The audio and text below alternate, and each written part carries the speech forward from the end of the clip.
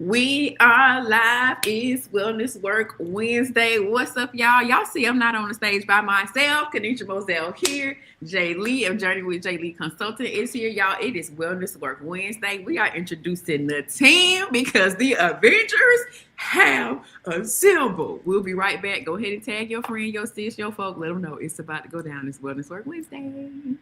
Hey everybody, it's your girl Kanisha Moselle, and I am so excited. We just finished up the book and brunch to launch my first book, Grace for This, the devotional. It's a 21-day journey for women who are growing through grief. The conversations that we had in here today was phenomenal. I want to let you know that GRACE is the acronym. It stands for Grief, Rest, Aid, Community, and Evolve. The reality of it is that we are experiencing a grief journey every single day. Every transition can cause you to grief, but are you leaning into your grief? Grieving is also exhausting, so I'm going to encourage you to actually rest. And when you're resting, rest is clarifying. You're going to learn what you do and don't have capacity for anymore.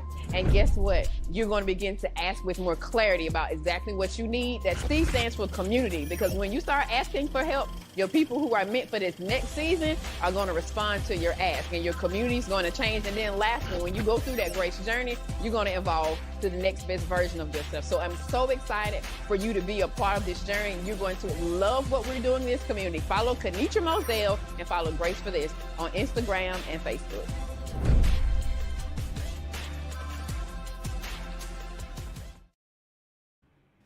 Church. I want you to turn to your neighbor, say, neighbor, oh neighbor, is your wellness working? I got to steal this today, y'all. Turn to your other neighbor, your good looking neighbor, the one who wears shirts that say grieve, grow, and go, and grace for this. And say, neighbor, oh neighbor, is your wellness working? Y'all, I am not by myself. Our wellness partner, JD, in the building. I'm always dancing. Hey, what y'all know about that thing? We about to get this word. Get your language right. It's trapping you. We unstoppable. And hi, we'd like to welcome you to the Wellness Work broadcast. All of that. Look, squad in the comments. What's up, Apostle? Oh, look on her YouTube channel, Dr. ASJ Stomps. What's good, y'all? Shout out to the J Lee page connected. What's up, V Vanessa? What's up, Tea Time? Let me pin the comments over there. All right, so we say, y'all, what up, Tea Time? Sakithia, Coach Kayla. Yeah, I don't know why I'm so crunk. Maybe I've been too quiet all morning. Like, because I've been like working and in my laptop and doing stuff, and I haven't been like super audible. Maybe that's why I'm extra lit. Jay Lee, how you doing today? How you doing today, sis? I am doing good. Super excited to be in this space. So yeah. Awesome. Neighbor, oh neighbor. Y'all better come through. I love our compliance here. What up, Terrellyn? What's good, y'all? If you are watching from Jay Lee page, I want y'all to drop "We love Jay Lee" in the comments, right? Because she is streaming to her page and her platform, and we know that she's got an amazing following of folks, right? And matter of fact, so this is going to kind of be my little bit of intro, and then I'm gonna pass, the mic, right? So our theme this month, like you saw, is your wellness working? Y'all, we've been getting this thing in. Like, we spent our whole 2025 handling this business, and now it's time for us to see that work convert. It's gonna have to roll over. Like, I think I got my mic plugged in, and then I don't have my mic in front of me. And the people are cutting my grass. And so, of course, come on, we love Jay Lee. Yes, I see y'all. Right, this is me trying to be compliant, per my coach, Darius J. But we have been doing the work, but guess what? You don't do the work one time, one way. Mm-hmm. It has to convert into like the next set of things, and the next set of goals, and the next set of obedience, to be honest. So we are asking this question at the beginning of the year: is your wellness working? Why? Oh, baby, yeah, right. And so what I love about the Stuck to Unstoppable coach is that she gives us keys. Look, she got tools, she got resources. This is the queen of a resource, okay? This is the queen of an acronym and framework. Let me tell you something. She always got something for us, right? So I'm going to yield it over to Jay Lee, because, baby, it's a journey. Come on with the little Sakithia. Baby, it's the bounce back. It waxes and wanes, and that's everybody. it is also me. We have our ups and our downs. So shout out to the whole GFT squad for y'all being up in here. I want to invite y'all, share this link with somebody. Let them know what's going on, because we want to grow the number of people who are living well. Catch that. We want to grow the number of people who are living well. So if you all would give a great, beautiful, wonderful round of applause, I'm going to yield it over to the wonderful, the amazing, the Jerisa Lee, licensed clinical social worker, all the way out of Hinesville. She don't be claiming Savannah. I'm in Hinesville, right? She's corrected us about that before.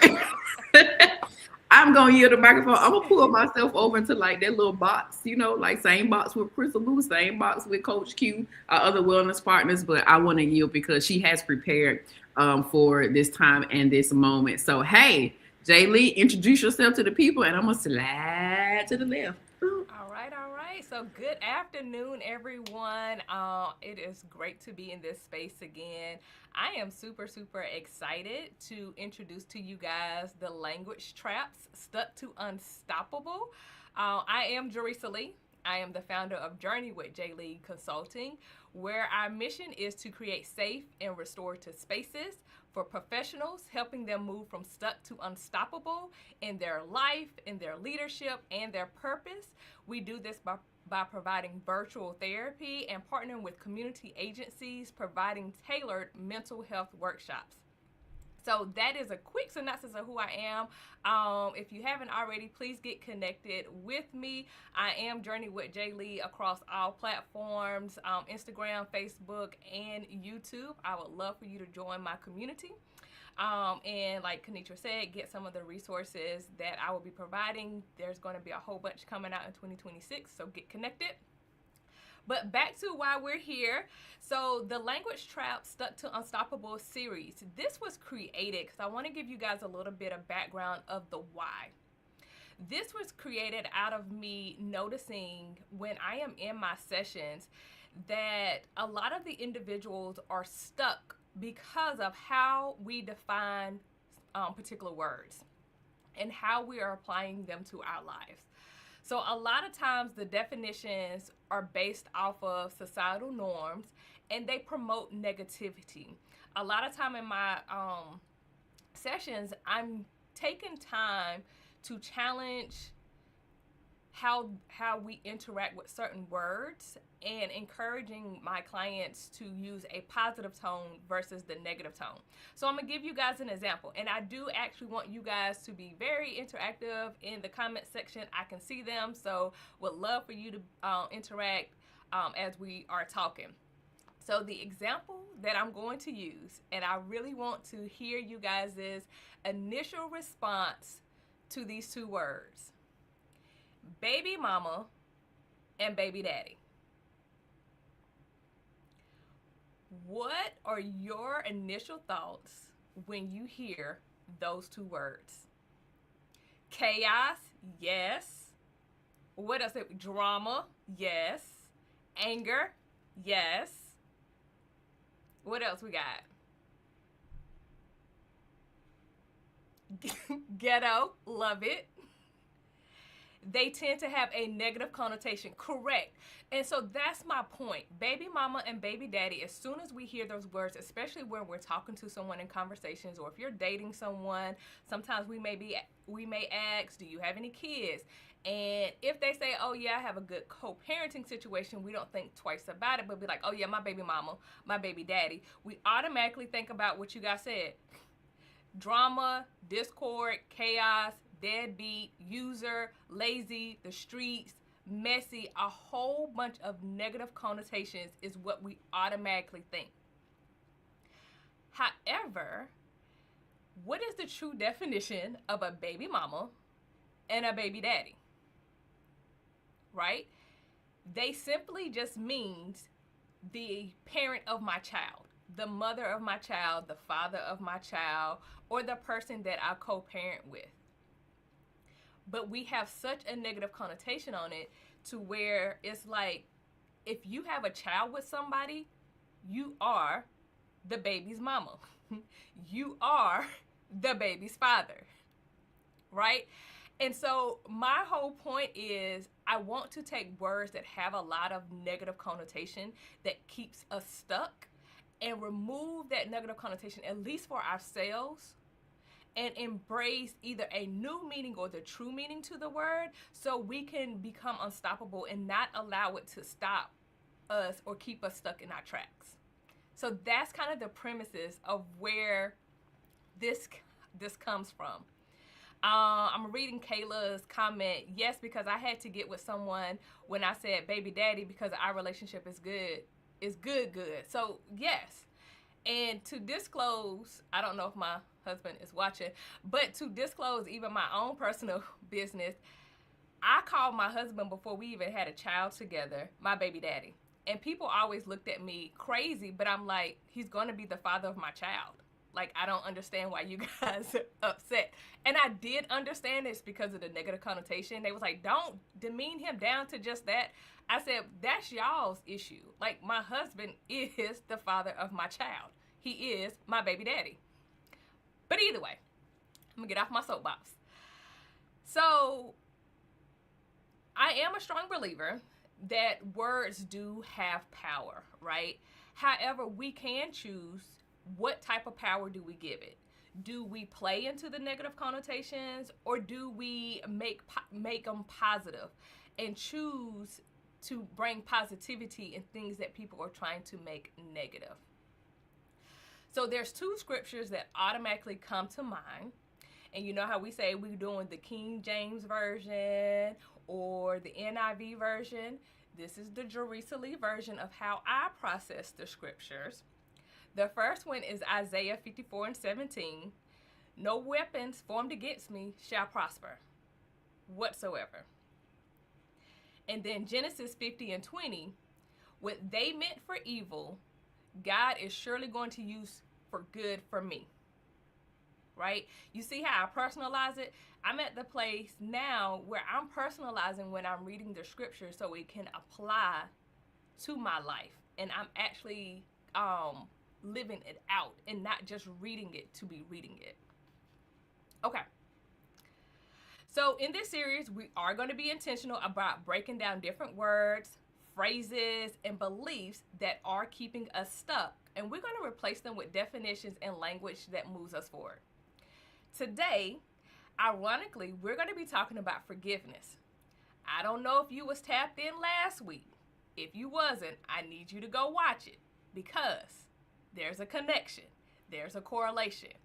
And funny enough, me and Coach Q did not talk about what our topics were going to be this month, but there must be a plan, and God is like, I need both of y'all to cover the word forgiveness because my people are struggling. So I'm going to bring kind of a different take on forgiveness. Again, my role is, let's break down these definitions. Let's get new definitions that gets us unstuck. So let's jump in. What I would like for you guys to do in the comments is, when we say the word forgiveness, what are your first automatic thoughts? And I'm going to pause for a minute to let you guys put some comments in. What are our thoughts when we say forgiveness? Release. Okay. What else we got? Letting go of hurt or anger. Renewal. Feeling lighter. Okay. So, apologize. That's a good one. Offense. Allowing them back in. I love it. Hurt. I see your emoji. So, I know you guys have been in this community because a lot of y'all initial words were positive. It wasn't the negativity that is typically associated with forgiveness. Typically, it automatically triggers resistance, anger, aggression. Oh, no, I can't do that. I can't forgive them. What they did was too egregious. Like, I don't, The Lord knows my heart. I'm not going to be able to do that one. I'm not that well, right? Those are some of the typical responses that we give when we initially talk about forgiveness, right? I love that we're saying peace. Bet you won't bet you won't do it again. I love it. So our initial responses are natural, right? And I don't want to dismiss this initial response as being something wrong or something that makes us bad. If we were to break it down in a lot of conversations that I have, this initial response is because we're actually trying to protect ourselves, right? I can't forgive them because if I do, then they may do it again. Or I got to hold them accountable for what they did to me. But let me ask you a question. By holding on to whatever was done to you, are you actually holding them accountable? Are you actually protecting yourself? Or are we holding on to emotional baggage that we were never meant to carry? Can I get some answers in the comments of which one you guys think is really happening?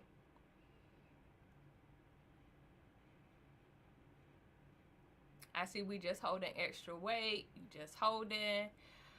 Correct. So there is a healthier way to protect ourselves. Because I'm not going to ask you to not to protect yourselves, but we have to do it in a way that is healthy and allow us to continue to move forward and doesn't keep us stuck. So let's take a pause, and I actually want to define forgiveness. You guys told me your immediate thoughts of when you think of forgiveness, but what is your definition of forgiveness? When you are considering to forgive somebody, how are you defining it? If someone can give me some answers in the comments, that would be great.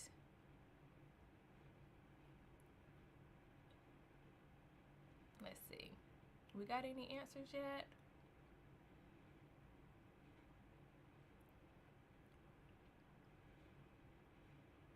I'm assuming you guys are typing. So as you're typing, let me ask these questions. Does your definition include feeling like you have to excuse bad behaviors? Release that person from fault. Yep, so excusing people from bad behaviors. Does it include acting like nothing happened? I see forgive and move on from them. I like that. We're moving on from them.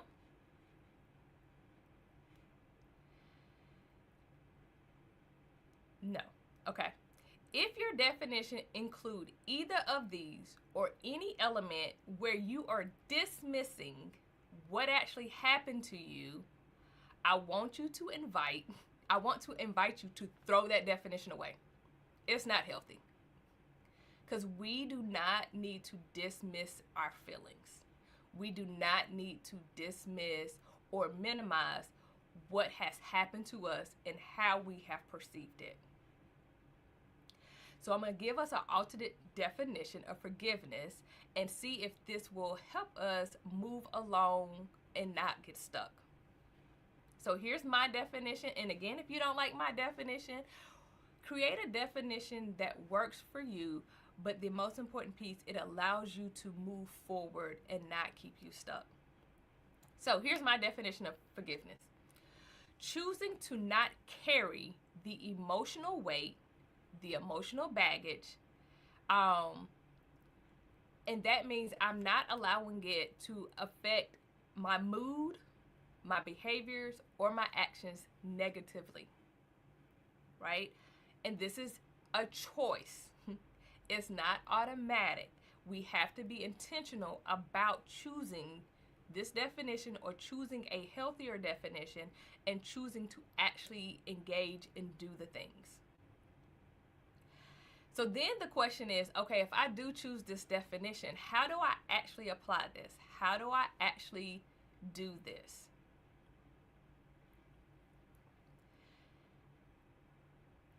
One, I want to reiterate that forgiveness is a process.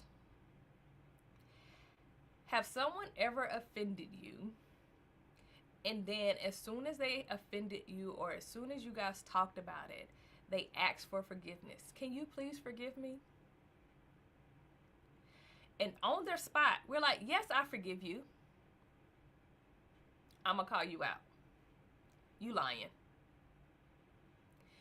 You haven't had time to appropriately process what was done to you, how you feel about it, and identify what you need to be like, yes, I forgive you.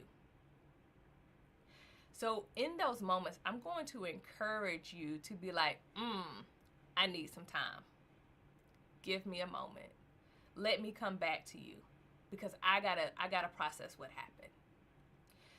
Don't allow someone else's timeline to impact your healing process and the things that you need. A lot of times we people please, or we feel like we're caught off guard, or that we have to respond in a way or give a response to not offend. But if we are offended and we need time to gather our thoughts, we got to be comfortable with saying, I need some time. Right? All right. So we have a process. Yes. So here is the process. It is a 4-step journaling process that I wholeheartedly encourage. I encourage it so much that I'm actually going to be creating a journal with this that you guys can provide. As Kenitra said, I love resources, and I typically create resources that I find myself giving out multiple times in my sessions, because that means it's something that's needed. So stay tuned. The journal will be available. But until then, sneak peek worldwide. Here is the 4-step journal process that I encourage. And as we talk and as we go through the language chops, you will probably continue to hear these 4 steps come up, because it's applicable across a lot of different areas of what we're trying to process through, okay? So the first step that we must do, and if you don't like to write, because I know some people don't like to write, or their privacy has been violated, you can do voice memos, you can talk it out in your head, but you've got to go through this process if we're wanting change and if we're wanting to show up differently, okay? So the first step, we got to process what has been done to us. So typically what I recommend is journal, voice memo, in your shower. This is where we go, and as raw as we can, say what happened. There's no filter. There's no trying to be nice. This is you recounting from your perspective what happened. The importance of this step is we've got to get it out, and we've got to re-narrate what we thought happened or what we perceived to happen, right? Because we also don't want to having it keep replaying in our mind, because that's now when we overthinking, racing thoughts, not able to sleep, right? So we want to get it out, right? After that, so now we done wrote anger. Like it's coming out, big letters, capital letters, all the things, just getting it out, right? The second step. Now we got to take a breather, and we have to identify what emotion was triggered. Not the anger emotion. It may be sadness, but do we feel disrespected?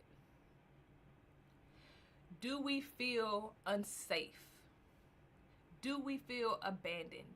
Do we feel dismissed? How are we actually feeling about what happened to us? Right? So in this same journal prompt, after we've been honest and sifted through what the real emotion is, the next step is to identify, why did I feel that way? Why did what that person did trigger me feeling disrespected? Is it because something that I was taught? That if someone does X, Y, and Z, don't let them play in your face. Ooh, you don't want to do that. Is it because of past experiences that is being brought up? Oh, this feels like that. Why am I feeling the way that I am feeling? Right? So now we've got it all out. We identified the feeling. We identified why the feeling. The third step, you have to be honest with yourself and identify what is it that you need to move forward. How do I feel safe again? How do I feel respected? Is there a conversation that needs to happen? Do I need to let this person go so now they no longer have access to me?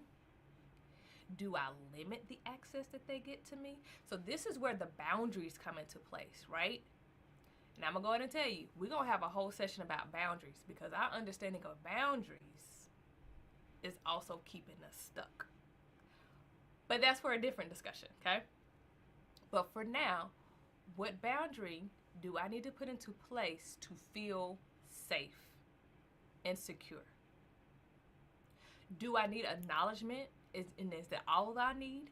Do I need to see change behavior from the person? Do I need to go lay on somebody's couch and talk this thing out because it triggered some childhood things that I didn't even know that I was still holding on to? What is it that I need? We've got to identify it. The last step that a lot of people skip, in addition to the third step, is now whatever we have identified as the need, who's responsible for it? And what conversation do I need to have? Is the conversation with myself? All right, Teresa, you know that person triggers you. You've tried to have conversations with them. They're not receptive. They're not changing. So you know what? Either you need to limit your access or being around them, or to the best of your ability, you don't need to be around them at all. Or is it, you know what, this is my significant other really hurt my feelings, I need to go have a conversation with them. And in this conversation, it's not, you did X, Y, and Z, I can't believe you did do. We're going to be defensive. The person's not going to hear nothing you have to say. It goes back to step 3. What you identify what you need. That's the conversation. Hey, babe, I need you to talk to me calmly. Hey, best friend, I need you to understand that, but whatever it is, so we're communicating the need. So who is it that we need to communicate with, and what do we need to communicate? What we're communicating is what we identified in number 3. Okay? So that's the 4-step process. Is there any questions, any feedback on the 4-step process before I close out? She can't close out. You done sat here and did all of this. You can't go nowhere. You stay here. No, ma'am. Absolutely not. Because now I'm sitting here thinking about every person who I gave enough proximity and closeness to me to like actually hurt me. What? Because we're not hurt or wounded by anybody who don't have a piece of our heart. You're not offended by the random person at work who get on your nerve. Nobody care about them. You know? Correct. And with that, a lot of times, And so this is why I said we're going to have a whole session on boundaries, because it is typically the people that we care about that hurts us.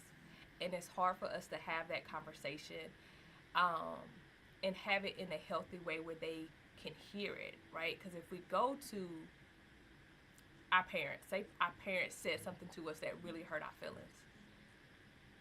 Our parents, one, we're taught you always respect your adult, your elders, right? I mean, if we both grown, is this technically a grown folk conversation?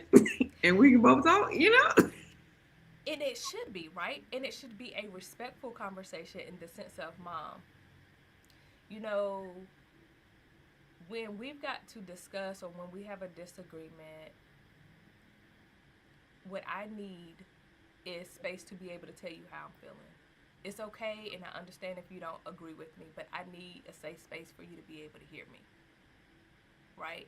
Versus you, that you automatically shuts down any conversation from being productive. The other thing is, when we have these conversations, one reason we delay having the conversations, because we are afraid of losing That's the good. person. Or we have attempted to have conversations with the person and they do a good job of flipping it back on us. Girl, you doing too much. Here you go whining again.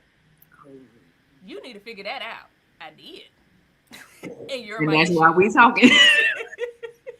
I did, actually. Oh, man.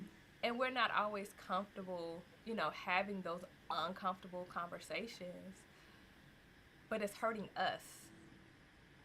Mm-hmm. And we're walking on eggshells, or we are avoiding environments that we enjoy. Like, maybe we like to go to grandma's house, but we don't want to go to grandma's house because auntie gonna be there, and auntie always trigger me, and auntie don't know how to keep it together.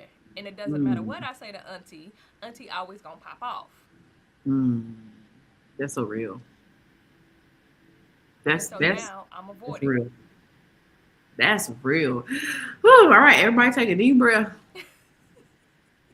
Look, in that order. Y'all funny. In that order. That's so good. And if y'all got questions, definitely ask them in the comments. We are watching for that. That's so good, Teresa. I'm reflecting on how I was able to arrive to some wins as it relates to healing and unforgiveness. Kayla says she's screaming. Because I had to do exactly what you instructed. Like, I needed to understand what is okay, you bad, right? And it took. I didn't arrive to anger until I started to write it. Anger was identified because I chose to get pencil and paper, right? And I avoided it for a long time because a part of my upbringing is be angry, don't be. Well, you know, the scripture says be angry and sin not. But I had always silenced myself from being angry because I could always find some gratefulness to overlap it. And so I would suppress the emotion of anger, which would not allow me to properly process things, right? And so it wasn't until that was November 2021 that anger, it might have been first quarter 22, but it definitely was after the transition of my late husband, for sure. That the anger started to come up, which led me to like the writing piece. And then I very specifically remember, y'all, why my power bill $300? Y'all took that out my account today? Lord Jesus. Why? It ain't that many people over here. But anyway, all right. Blame the ice storm. Okay. I very specifically remember sitting and journaling and having to write down why I was angry or hurt by a specific person. And it took time for the forgiveness to happen, and it's still taking. It's a process. For It's it to a happen. process. Absolutely. The residual, like there's the residual things of a wound or a relationship being fractured. And the forgiveness happens over time because you don't know how it impacts you. For real. Keep living. And then you'll know what you're forgiving them for, because you're going to have to forgive them for producing this specific result in your life. from what they did 12 years ago. Correct. Correct. And I'm looking at the comments. They say, afraid of being misunderstood, afraid your feelings will be dismissed. This is so accurate. A piece of, I don't know what to call it. I don't have a good word for it. I hope it resonates though. If you are being misunderstood or being dismissed, you're not the issue. If you're being misunderstood, it's because they're not trying to see. They're not open. They may not have the tools or the capacity to show up in a different way. And we have to be able to understand that, especially if we're the ones that's healing, we're the one that's showing up differently, that we are farther along in the journey than a lot of the people that we're talking to. And so they may not know how to respond besides out of defensiveness or dismissal. It's not you. You're not the issue. And so reminding yourself, if and when that happens, oh, they ain't got the tools. Let me go on over here, right? And redefining, again, what is a new boundary? If they're not able to hear you, if they are dismissing you, they don't have the tools. So how do I show up differently? Do I limit the access? There is no access. How do we adjust based on how people are showing up and accepting people for who they are and where they are? And a lot of times we try to control others and want people to show up and do things that they're not able to do because they don't have the tools. They haven't went on the journey. They don't have the healing. They're hurt themselves. And so we end up in this cycle of exposing ourselves to unhealed people, expecting them to respond healed. And they can't. Stop expecting people to respond healed who ain't. Come on. Oh, adjust your expectations. Y'all, the C in GRACE stands for community, and then the E stands for evolve. You have to, and the A stands for ask. One, you got to open up your mouth and ask people if they can make some adjustments. Yep. Right? And if they're not able to do it, shift your community. Yep. I know that's your mama. Maybe she can't be in your community. They're not the same. You do not default your relatives into your community. Your community will be dysfunctional. Okay? Yes. And I know that particular one is really, really hard because we have this expectation that our parents always have our best interests at heart. Oh, wow. But a lot of our parents have their own trauma, right? I'm going to go left for a little bit, follow me, but you can pull me back if you say that's too much. Let's go. Slavery was not that far removed. Come on. And the way that our grandparents and great-grandparents had to show up and respond and move to protect has been passed down from generation to generation. And even though the same slavery we're not currently in, there hasn't been any adjustments on our part to adjust to what we are going through. And so what our parents have and think is in our best interest is no shade to them. It may or may not be, because again, what do? We parent based off of our experiences. There is no book on how to be a good parent, how to raise a child to be successful, how to be a good human being, how to be emotionally intelligent. There's not a book. And so our parents are doing the best that they can, and a lot of times that's hard for us to accept and to understand because one, we wasn't there. Two, sometimes it seemed blatant But our parents are parenting based off of their experiences. And there has to be some type of acceptance that they didn't have the tools and the techniques Yep. either. And that's hard. And so, like you said, maybe they can't be in my community to help me start this business because for them, it's safer to go get a trade job, go get a blue collar job, to go work for somebody else. They don't understand building a business. Building. They can't help us build a business, a successful, profitable business. They don't have the tools. So, You ain't lying. Dr. Joy DeGrasse, post-traumatic slavery syndrome. We are still experiencing the impact of what happened to our ancestors. It's literally in our genealogy, y'all. There are things there are things that we do without thinking about it and not having to be taught it. yep. There's residual impact and something. And thank you, Jay Lee, for going there. You have permission. I'm sorry, that was loud in the microphone, probably. Absolutely. And that is why I hear the scripture, my people perish for lack of knowledge, differently now. Because it means that wisdom and understanding, we need to be gaining those things. Why you don't think the Holy Spirit won't give you revelation about what happened with your ancestors and how it impacts you today?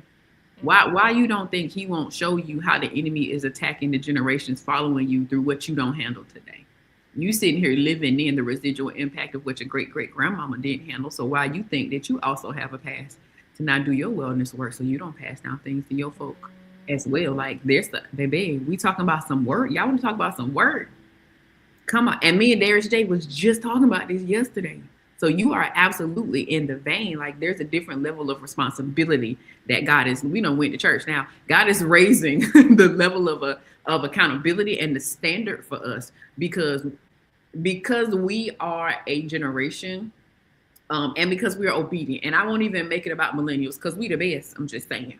But I'm not gonna make it about that. But there absolutely is a remnant of people and builders who God is raising up to have the next conversation. We are spirit, we are soul, we are body. You got to deal with your body and your soul. Your spirit is transformed immediately, but baby, your body and your soul done been through some work, and there's some things that done been worked up through your body and your soul that need to be addressed.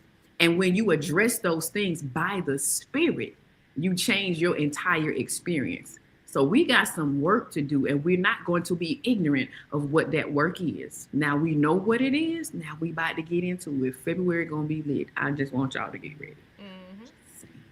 Action oriented. Absolutely. Amen. Mm-hmm. Now she just sat up here and then took us to therapy and then got us all sensitive and then started a Black History sermon. I would say my bad, but I'm not.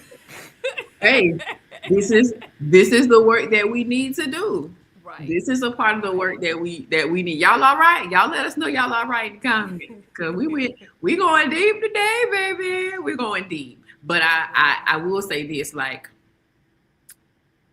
you introduced a reference point for compassion. Yes.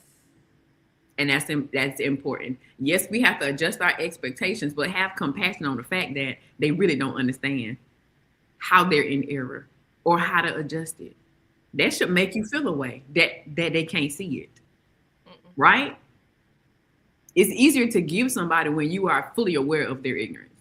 Right. You're going to be mad. They taught, so I'm a nurse, y'all. I'm a registered professional nurse as well. Got a whole master's degree in nursing leadership management. But they told us real good, if the psych patient hit you, and you hit them back, you in trouble, not them. Correct. You're the sober sound person. I'm training you on how to manage that. You don't get permission to bust back at somebody who ain't mentally well. Right. So yeah. Kayla says she loves the resources you provided. We got to run that faux back. Let me run that faux back. You want me to say it too while you running it back? Period. Okay. So the first step is processing what has been done to me. So this is where we get to write down again, raw, what was done, right? Unfiltered. The second one is identifying the emotion and that exploring why that action elicited the emotion. Where is it coming from? Third, identifying what we actually need to move forward. This is the step that a lot of us don't do. We may do the 1 and 2, but then we don't identify what we need.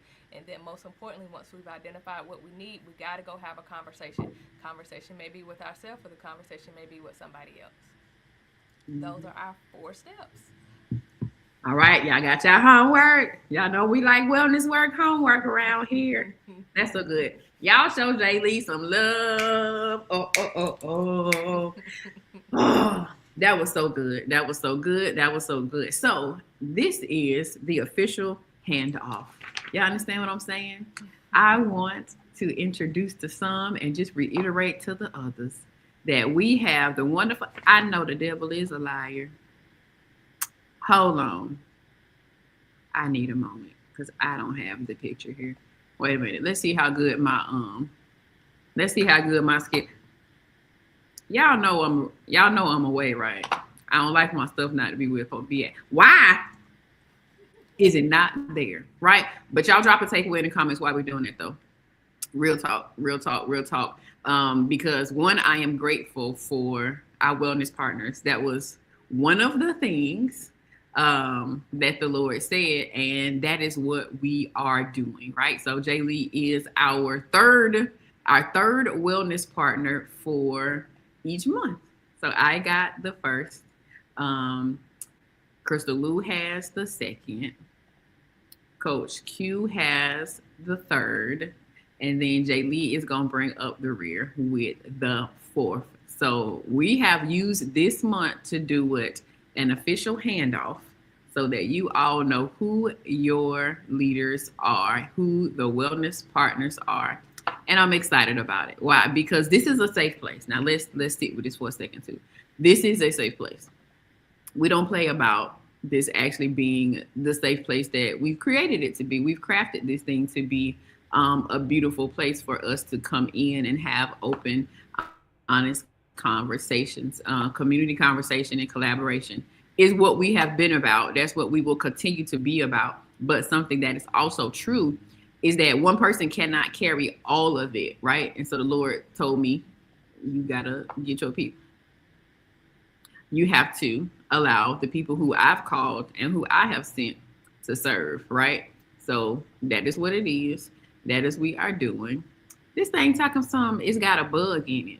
That's all right. Watch me hit this share screen. I'm not playing. Watch me hit this share screen button on here. Y'all think I'm playing? Absolutely not. We will have my sis image up here. Okay, now y'all can see it, right? Y'all see it. Dries, you see it? Yes, ma'am. It don't want to do right. Now, here we go. So I would like to introduce to you all Jerisa Lee, licensed clinical social worker of Journey with Jay Lee Consulting. She is going to be hosting the Language Traps series, helping us move from stuck to unstoppable. The words, beliefs, and agreements that keep us quietly bound. Language Traps is a series that exposes how words, internal dialogue, and unexamined agreements can keep individuals stuck, often without realizing it. Jay Lee guides us through recognizing the language that we use about ourselves. About ourselves, period, our past, and then our capacity to move forward. The core focus areas during the Language Trap series will include identifying limiting language and beliefs, breaking verbal and mental agreements, come on, lift your hands, shifting from stuck to unstoppable, and aligning your words with purpose and growth. Round of applause again for Jay Lee, leading us through Language Traps, moving from stuck to unstoppable. Boom, like to hear it? Here we go. It's gonna share this graphic. Period. Ain't it beautiful? All the people. Let me put the comments back over here. Like here. Okay. Like it. All right, y'all. That is the thing. We have finished a month and we finished the thing strong. Oh God, we gotta forgive the people in the present time. Y'all, forgiveness was the word of the day. Did you get that? Did y'all understand that? Did y'all get that definition? Did y'all get that definition? Did you get that? I'll pin them. Let me repin those. Jay Lee, if somebody would like to get a hold of the things, what would you recommend them to do? Get hold of the journal to come, or just the Or information? tell us about the journal that's coming. So my goal is to have the journal to drop in February. I'm working on finalizing some things on that. But until then, Kenitra can drop the questions, and then also I can give Kenitra the sneak peek of the pages. And so I can give you the pages just so, again, you have it. But then when the whole journal come out, just encourage you guys to get the whole journal. And we can go from there. However, again, to see other products or things that I am releasing, you can follow me on journeywithjaylee.kit.com. You can subscribe and you will be updated on the resources that I'm dropping, because I do have the 2026 planner, self-care journal, financial budget planner available already. And so the 4-step process journal will be the next one, and again, that you can look for that to come in February. But Kenitra said she's going to drop the questions in the chat for you guys to go ahead and have the questions. Wow. So the questions are in the comments, and her link is in the description. All right. So those are our things. Y'all stay connected. Let's get this works. Partners with Perks. We will send that over to you all so that you will have easy access to that as well. I'm going to say this, and we going to go. Get ready, because we about to wear your nerves out, your mama, your sister, and your cousin and them, because next month we about to do this work, and we getting ready for this summit. March 28th, it is going down. We got a whole 8 weeks to lose our whole minds and then regather them on March 28th. That's all I'm gonna say. Thank you, Jay Lee. We love you super big, y'all. As we like to say, and I'm gonna end with Jay Lee because it took too long. That's going to be the closing image. Let me pull it back up here. Life can be hard and your journey can hurt, but commit to heal so your story can help. We love y'all big. Y'all get up in there. Remember, you can connect with us by texting Journey. You can text Journey to the number across the bottom of the screen. We do this all the time. If you want to make sure you get the text reminder, like the kid. Here you go. All right. We love y'all big. And we out. And we out. And we out.